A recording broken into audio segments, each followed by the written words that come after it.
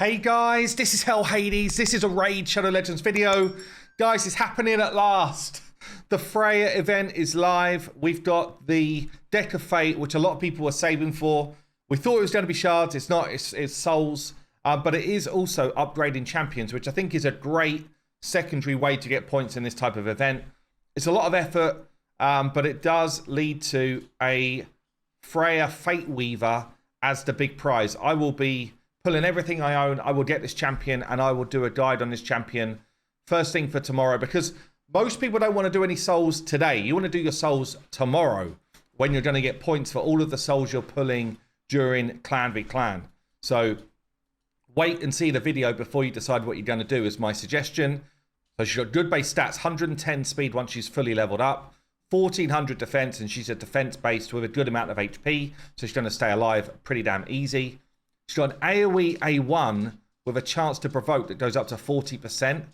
That's a really strong A1. Defense-based, counterattacks with this skill when a shield buff is placed by this champion is removed by damage. So basically, she's going to A1 whenever her shield expires if it's hit through, which means that she's going to have more chances to land AoE hits, and that AoE hit gives you a good chance to provoke. It's pretty solid, actually. Really solid. She's also got increased defense on all allies here on a 3-turn once booked, and a shield for all allies for 2 turns. The value of the shield is proportional to her defense and the enemy's max HP, which is it's unique in the game, but potentially the biggest shield that ever existed from one skill. Yeah, and increased defense at the same time. So I don't know the mechanics of this yet, so I've not tested her, but I wonder if we get our increased defense before we get the value of the shield, because that will dramatically change how big the shield will be. But either way, this is a great skill. We've then got full cleanse for your team and block debuffs and a turn meter fill on the A3. Now, it's worth saying, this is not a hit. This, I don't believe, is a hit. So this is the only thing that actually does any damage. Yeah, this is the only thing that's going to do any sort of work. In fact, I just want to check the website for multipliers here on the A1. You can come to the website, check any champion in the game along with their ratings and stuff like that. But a bit further down, so we give them all of their ratings and their kind of blurb. Let's have a look. So for this A1, it's got a 2.7 times the defense multiplier, which gives us an average breakdown. So the way we kind of word this here is averages, but it's kind of like that 50% mark of hits. So this is not a crazy amount of damage, but obviously her kit is very good. So she's not really in there as your main damage dealer, like with tons of crit and stuff. But I will test it. Once I've got her built, I'll test how this actually looks. She's got passive as well. So passive effect, increase her defense by 5% each time an ally inflicts a crit, up to 50%. So again, the shield stacks from her defense, and she's getting a chance to get up to 50% more defense. So if you build her with 7k, you then put you then get this stacking going on. That'll take her up to like 10 and a bit K. She then gets increased defense on. You're basically talking about a 16k base for this defensive shield, plus the enemy's HP. Like the shield could just be bonkers, honestly, with this. So I'm thinking like Hydra, she could be kind of nuts, but because she's a great support champ, she's got the provoke, and she's got insane shields which stack over time. Yeah, could be. Also, like if you're in the entry into clan boss kind of realms, full cleanse plus block debuffs means that you can deal with any affinity of clan boss. You've got increased defense, which is massive. Shielding is massive in clan boss. This is irrelevant around the provoke stuff, but yeah, she could be good there as well. She's also got this secondary one, which is on a 5-turn cooldown, prevents the death of the ally with the highest crit damage, so your nuker, and keeps them alive with 1 HP when there's a fatal hit. So this could be good for the arena, could be good for Hydra as well, honestly, if you're able to get someone back in the fight. If there are multiple champions on the team with this skill, this will only activate once, heals that ally by 20% of their HP, and then gives them a turn. So for the arena, this is very, very cool. And again, I think for Hydra, this is really cool as well. So yeah, Freya coming in hot with the skills, 30% defense in all battles. I think she's a really, really good legendary, honestly. I think Like up there as like solid carry throughout the game type of legendaries. Okay, I just feel like I need to call this out here because it was drawn to my attention that these points for this event basically 40% worse than we normally get for this type of event in terms of upgrading and for the points you get for soul stones. So this is what pisses people off. Basically, we knew the event was coming. We were told about it up front. Lots of people are kind of hyped about the event. They know that Freya's a good champ. And Raid use that as a way to just push the margins a bit. It's very, very toxic. It's the most toxic thing you can do in your game for your community, Raid. How do you not see it? How do you not see it? Is it just a case of we don't give a shit about that? We just want to earn the money. And you know what? If we piss off a load of people, people are on the edge already, by the way, in terms of, is this a time to quit or not? Because of the proposed nerfs, right? So it's like, let's double down. Let's give J Gigs a few more videos worth of kind of like, you know, sprouting off about how toxic we can be. Because this is a meme right here. The point scoring in this event is an absolute meme. I've already been DM'd by several people about it.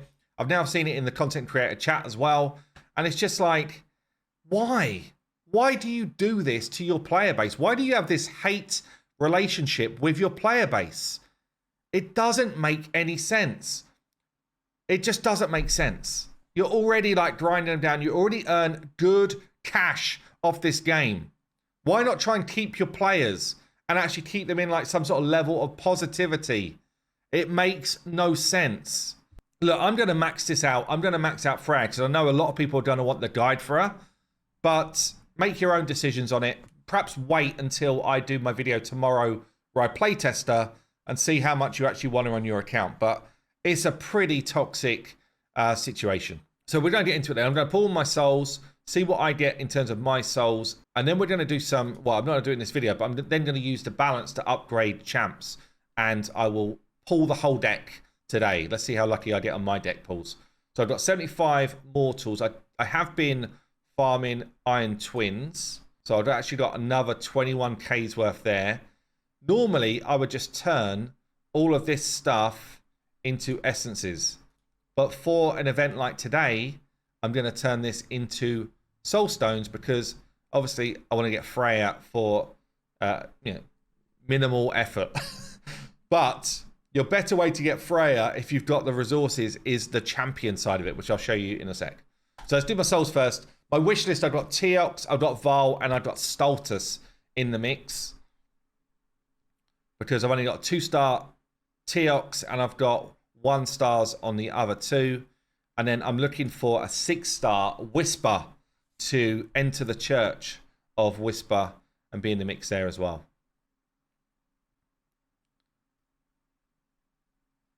Pretty much with soul stones, any nuker that you get, any damage dealer where you go above 4-star, it's a significant improvement. And I think that's where you get the best bang for your buck. Like any damage dealer where you go above 4-star, significant improvement. If you hit 6-star on a damage dealer and put Crushing Rend on them for any PvE stuff, it's insane upgrades. Like insane. 2-star Hefrak. But yeah, also like support champions, pretty much any champion in the game, if you get a decent level star of soul, it's a huge power creep on your champ. Just bear that in mind. But specifically nukers, it's just such a massive power gain. It's insane.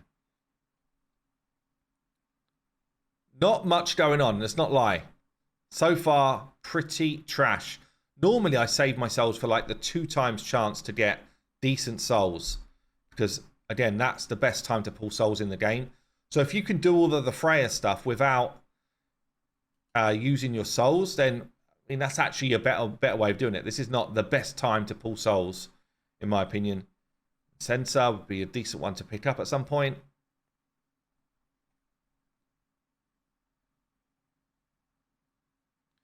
Three-star Nia. I think I've already got 5-star or something on my Nia. So generally, I've been saving the essence because I've been buying upgrades on champs where I actually use them a lot. Mythical, if I can just get improvements on my mythical souls, that's all good as well. Basically looking for 6-star for my allure here. That would be the only upgrade. Most of my epics that I use, I've got a decent level soul for already. Did do a video with like a 5-star plus Tolf. Can actually do some silly stuff in what was it? Phantom's Grove. Okay, collecting up all the dust. 6 more small bobs. Which so far, let's be honest, have been complete trash. I would love that champ. I do not have her. So we're getting 60 points per soul, and we needed, just actually, let's do a quick calc. 40,000 is what you need. So just in Mortals, you would need to pull over 600 to be able to get the Freya event done in full. Mortals are not great for this type of thing. I think it is 3,000 for an Eternal. So you'd still need, I think it's 3,000. So you'd still need 13 of the Eternal big boy ones, which again, you don't get them very often. That's literally a spender's path. And then it's bloody expensive. Obviously, you save and you do all of the changey stuff, which I'm going to do here. So I can grab a couple more. So far, we just had a bunch of trash.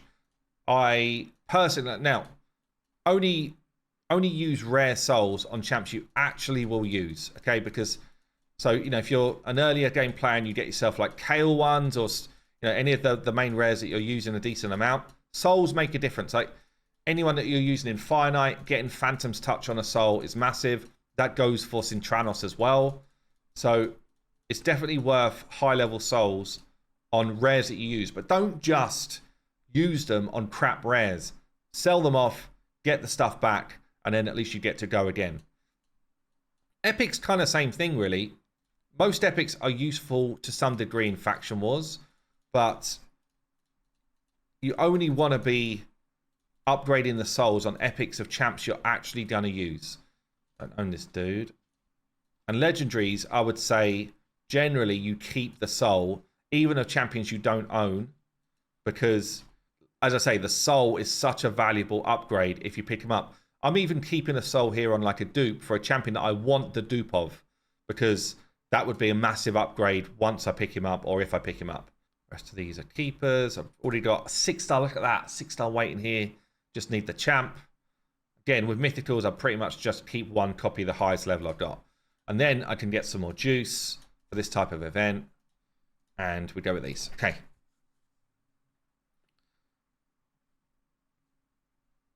Three stars got to be high for Whisper.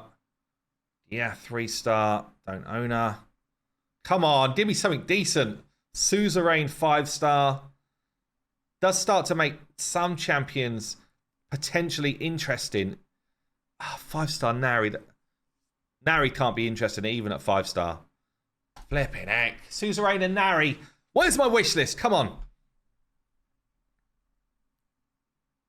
Legendary. The Rabbit. I've already got a high star for him.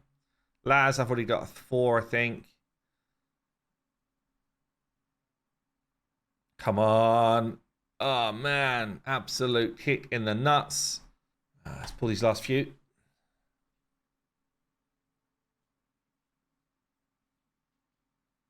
Fodbor. No thanks.